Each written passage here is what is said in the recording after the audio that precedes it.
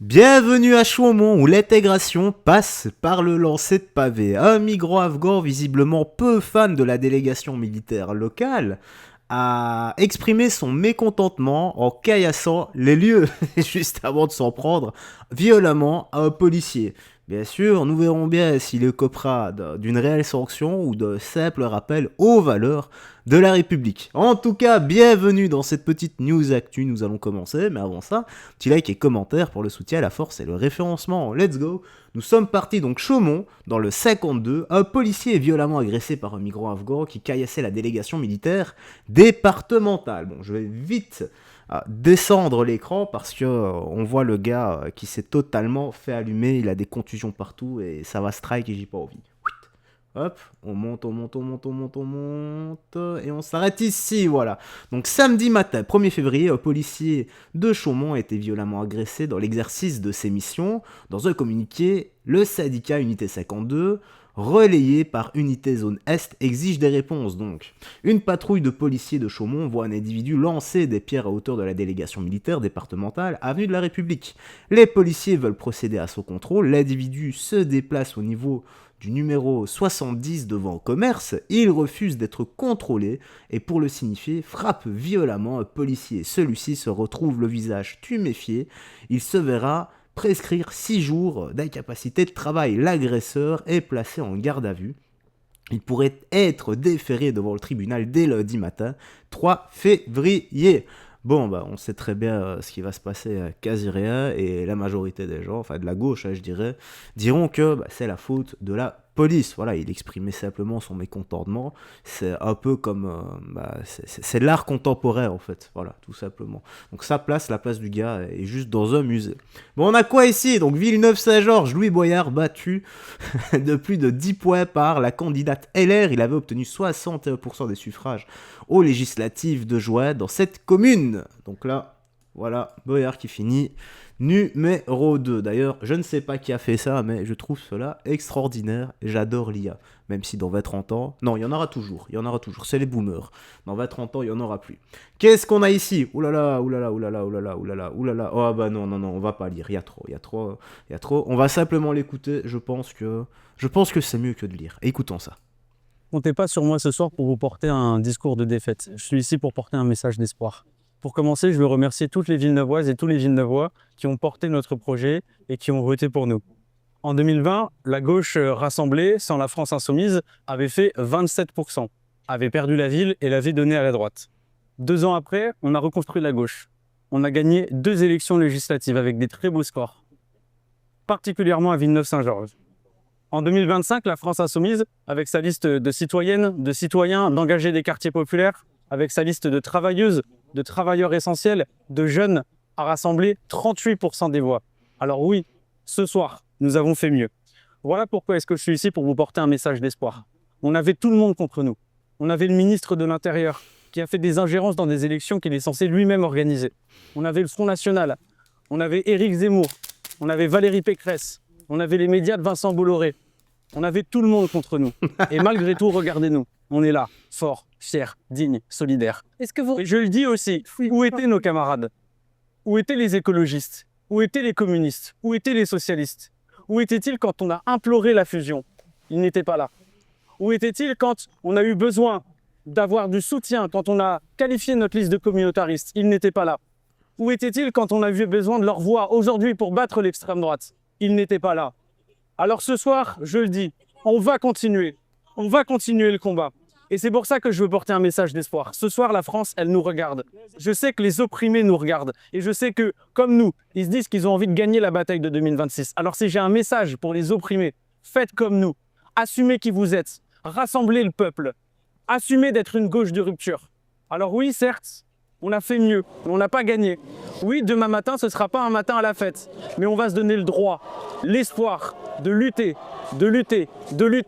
et de recommencer. Merci à vous. Résistance! Résistance! Aïe aïe aïe, ça sent le seum tout de même tout ça. Surtout la politique de la victimisation, les gars, à la carte. Hein. Gna gna gna, on était seuls contre tous. Il y avait l'extrême droite, le Rassemblement National, les médias de Bolloré, donc Cyril Hanouna encore une fois. Hein. Il y avait qui d'autre? Éric Zemmour, blablabla. Bah oui mon gars, bah ouais mais c'est comme ça. Et t'as l'impression que tout ce qui n'est pas de gauche est d'extrême droite pour eux. C'est juste incroyable. Bon... Bah pour une fois, je pense que les gens ont vraiment bien voté et beaucoup commencent à ouvrir les yeux sur sur ce qu'est cette politique d'extrême gauche, donc le LFI et le rassemblement avec le nouveau Front Populaire, quoi. C'est bien de côté, c'est vraiment bien que les gens commencent sincèrement à ouvrir les yeux. Bah il était temps. D'ailleurs, écoutez ça les gars, je vais juste devoir baisser. Mais c'est un policier qui lui parle. Donc je baisse pour les droits d'auteur. Parce que ça se passe sur BFM, écoutez ça. Enfin, je crois que c'est sur BFM. Ouais, sur BFM. Écoutez. Hein. Vous parlez comme quelqu'un qui fait de la politique depuis 20 ans. Moi, je suis policier. Terrain, monsieur Boyard, je fais pas de la politique et je vous parle du concret des gens. Moi, je suis issu d'une cité issue de l'immigration et vos discours contre la police et le racisme systémique, je m'y retrouve pas. Donc, vous voyez, vous n'arrivez pas à convaincre tous les gens dont vous pensez que c'est votre clientèle électorale. Moi, dans les quartiers, la police m'a toujours aidé. Quand je me suis fait contrôler, je me suis jamais échappé. Et à bord d'un véhicule de police, j'ai jamais fait un refus d'obtempérer. Donc, condamnez déjà les voyous qui pourrissent le quotidien des gens et qui sont une plaie pour la majorité de ces gens qui payent des impôts, au lieu de à chaque fois de prendre le parti des voyous qui vraisemblablement sont en recherche d'une clientèle de votre parti politique. Vous parlez comme quelqu'un qui... Très bien. Bah, surtout, qu'est-ce que demande le peuple? Encore une fois, monsieur Boyard, ouvrez les yeux. La sécurité et le pouvoir d'achat. Tout le monde ne bouffe pas aussi bien que vous. Voilà, avec tes 7000 balles par mois de député, c'est sûr que le frigo, les restos, etc., toi, tu peux te gaver, tu peux les remplir. La majorité des Français, en général, il y en a beaucoup qui galèrent à partir du 10 du mois et qui doivent choisir l'hiver, entre manger et se chauffer. C'est ça la réalité, hein. Et la sécurité, parlons-en. Combien de personnes se font agresser, tuer, voler et autres. Et le pire, c'est la justice qui ne suit pas derrière et qui relâche les criminels et les délinquants. Tout simplement. Et vous êtes pour ça. C'est ça qui est incroyable. Hein. Donc, les beaux parisiens en vélo. Attention, monsieur. Oh la frayeur. Oh, il a failli me rendre handicapé, monsieur, la frayeur. Regardez ça. Tenez-vous la main aussi et faites un barrage, comme ça ira plus vite. Allez. Non, c'est pas garde vrai. Garde ton calme. Non. C'est exténuant. C'est une parodie. Oh là là. Ah bah oui. Ça va monsieur? Ça va, il va bien.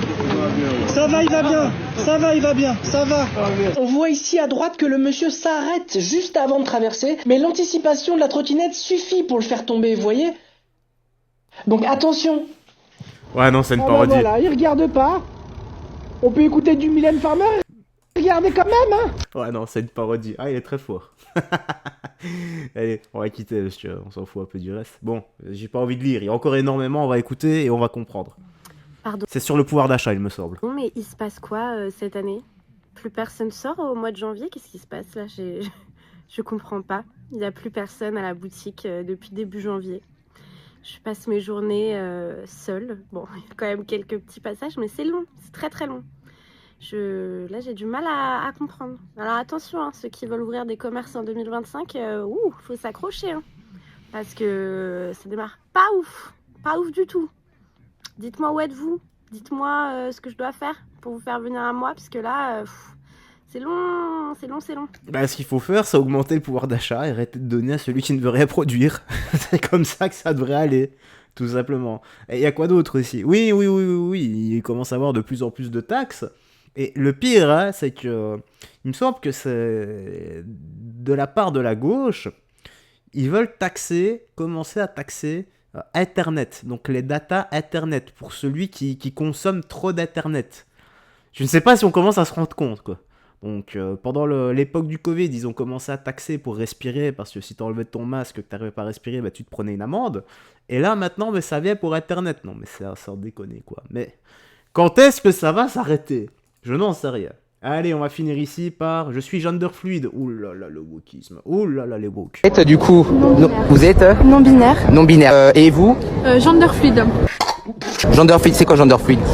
C'est un genre qui varie selon les jours. On peut se sentir femme tel jour et un homme tel jour. Bonjour, ton prénom c'est? Ellie. Ellie. Et tu es homosexuel ou transgenre, non-binaire? Je suis transgenre.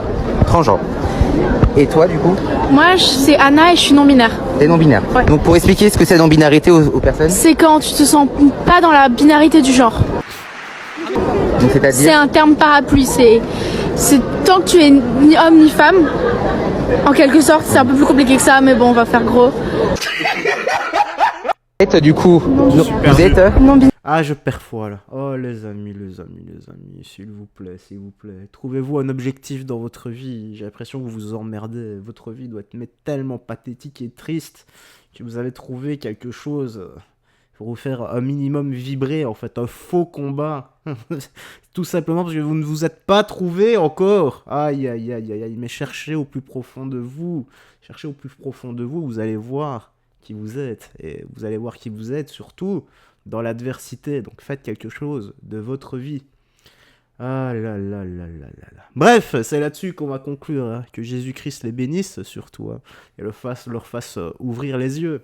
Allez, on va conclure aussi. Prends soin de toi, des gens que tu aimes et que toi aussi. Et je te souhaite d'être touché par la grâce de Jésus-Christ. Qu'il te bénisse. Ciao, ciao. Faites très attention à toi. Et tu me dis ce que tu penses de la vidéo dans l'espace commentaire. Au revoir.